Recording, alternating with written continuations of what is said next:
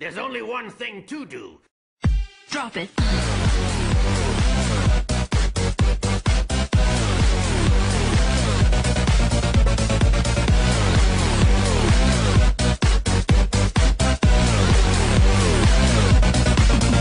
Yeah.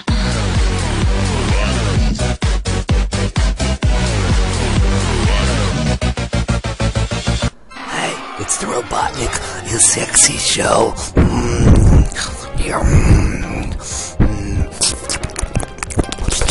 So this is a match, this is an RU match that I had with Gino.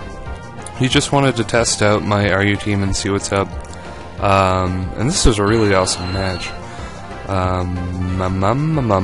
Some bullshit is going to happen. I'm going to miss Rock Slide. I think PS has like a weird thing with Rock Slide where its accuracy is lower than it is. Either that, or I got some bullshit hacks. I don't know. And Entei's going to come out, and I'm thinking, if this is Choice Band Entei, this is a good game. There's nothing I can do at all.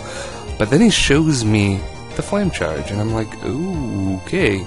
Well, that's okay. I thought he would switch out immediately. That's why I taunted. I thought he might want to go into Siglif immediately, but that is not happening.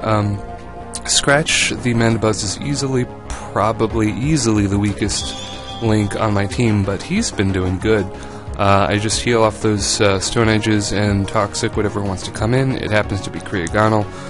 Like I said, it is the weakest link in my team. I definitely want to keep Aggron around for later, so I can, sweep with it. So, yeah, I'm going to Death Fodder that, get Ludicolo out. I know I can take one Blizzard, barring a crit or whatever bullshit, and I land the Hydro Pump, which is a miracle in itself. For some reason, he's going to send out Crawdaunt. That is an honest-to-goodness misplay. Sir, Mr. Gino, that is a thing. That is bad. Gino's also the guy that I did the DS Challenge Cup match with a couple days ago. So, yeah, there you go. The more you know.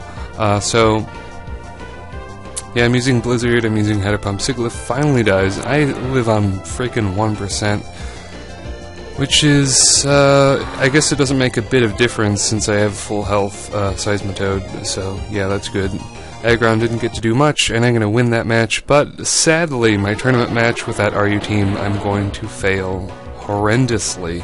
But anyway, enough of that bullshit. This is going to be a next match. This is going to be a mono-ground team. It's going to lead with T-Tar. I'm just going to kill that thing immediately with Earthquake. Now, this is mono-rock versus mono-ground, which is me. I'm mono-ground.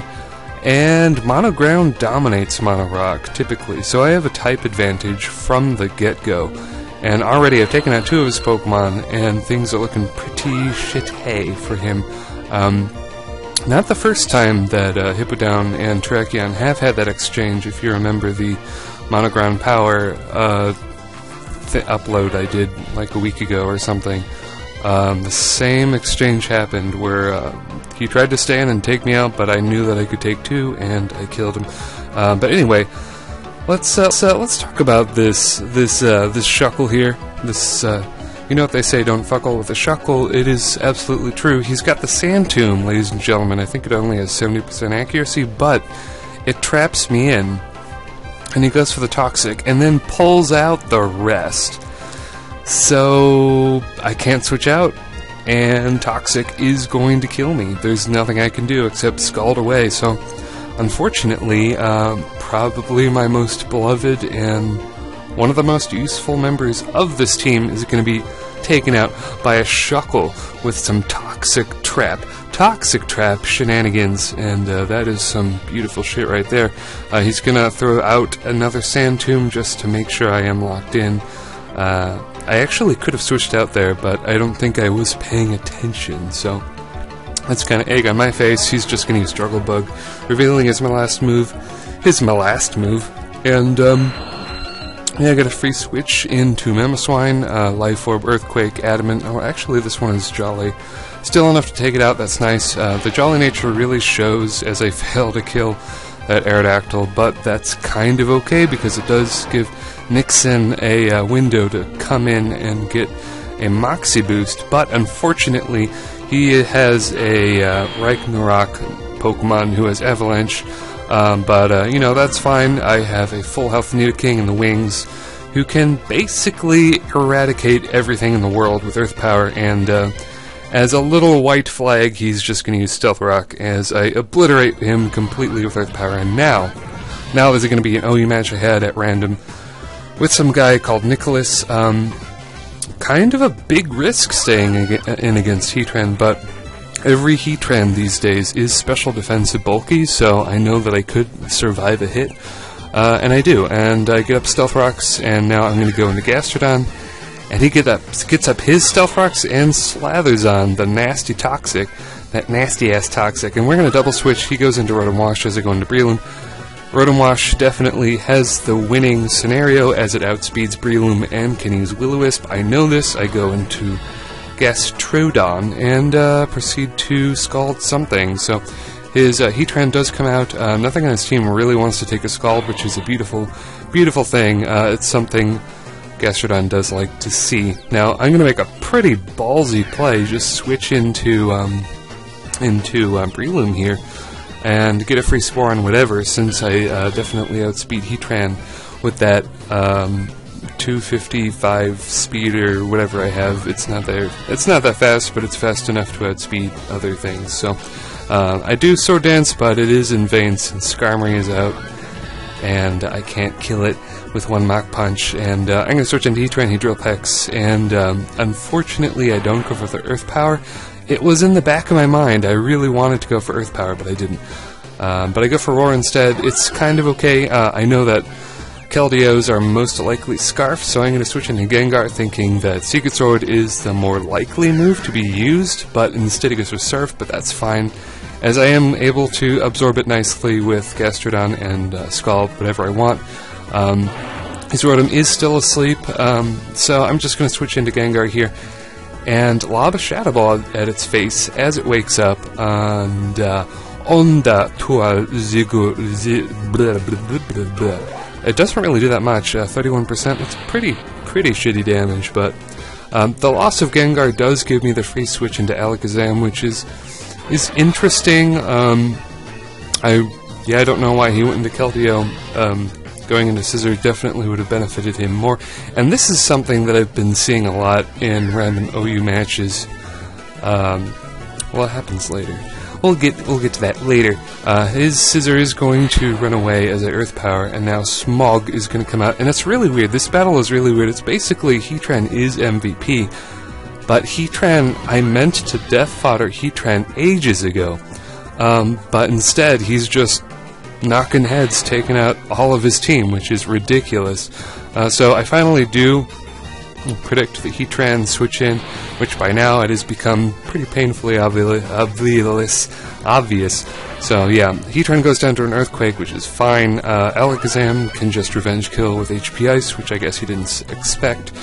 And he's going to go for the Bullet Punch. Definitely should have gone for the U-turn, but he is a Sword Dance Scizor, so he's going to take this opportunity to Sword Dance, which is not good news for me, as I can only Scald and hope for the burn, and I get it, but he's got the Lumberry. So Scald Luck is not going to be good enough now, but I know that Breloom can take out a wounded Scizor. He had less than half health, so that is definitely bye-bye Scizor. Along with taking out Hydration Vaporeons, which was the only reason Breloom made the team initially, because those things piss me the hell off. Yeah, just max neutral speed, adamant, full attack, 252 attack, can, revenge kill Scizors, which is kind of ridiculous, because Scizor is a very slow Pokemon that Breloom outspeeds. So yeah, the more you know. If you didn't know that already, if you have a Scizor problem, Breloom cleans that right up. Now this is going to be the ending match that we have. I had this match today, I think, actually. It's a bit laggy, I don't know why, but this is a really good match. Now he's going to lead with Haunter as I lead with Garbodor. I'm just going to set up a layer of Toxic Spikes as he gets a substitute in my face.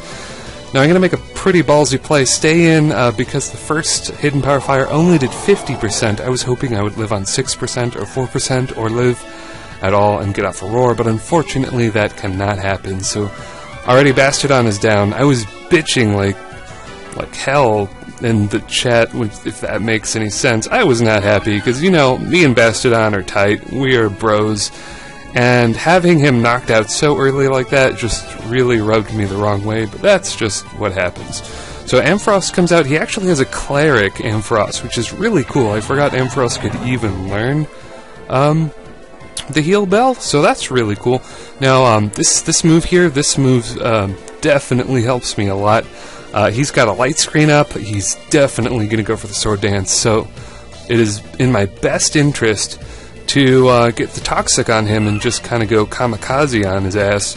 And this is perfect, because normal poison plus Ghost Curse can take down a man in 3 turns, and that is beautiful, because this team is kind of an entry hazard thing, and yeah, Ghost Curse and entry hazards, it's really, really powerful. So I know that he is probably going to lock himself into Stone Edge, and I am assuming correctly that he is Scarfed, so I am going to get up a nice Rock Polish and just take out Ampharos, and he's going to send out Sandshrew and go for a knockoff. He's going to knock off my Yachi Berry. I bet that surprised him, since Yachi Berry is not used very much.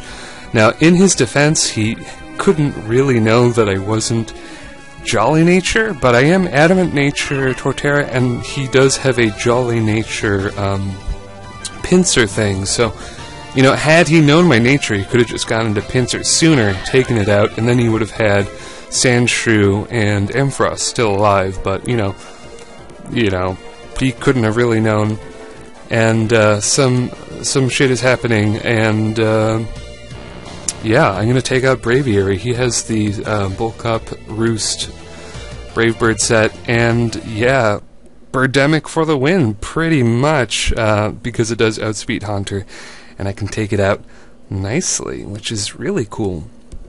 Really cool. That Ghost Curse basically won me the match, but that first couple of turns where Bastodon was taken out prematurely really, really pissed me off, to be completely honest, and when I get pissed off while playing Pokemon, sometimes I turn into a whiny little bitch, and I was kind of bitching in the chat. But, you know, either way, it was a really good game. I only realized until a couple turns in that Torterra completely can sweep out his team, you know, barring that Scarf Pincer, so that was really, really nice. Torterra Reckon Faces Ghost Curse was completely key. If I hadn't used that then, it would have been a Samurott sweep, just simple as that. But that's going to be the end of my rant, and that is going to be the end of my Pokemon Showdown videos. And if you liked them, leave a like rating or a comment. It would be super nice, and I will see you later, YouTube.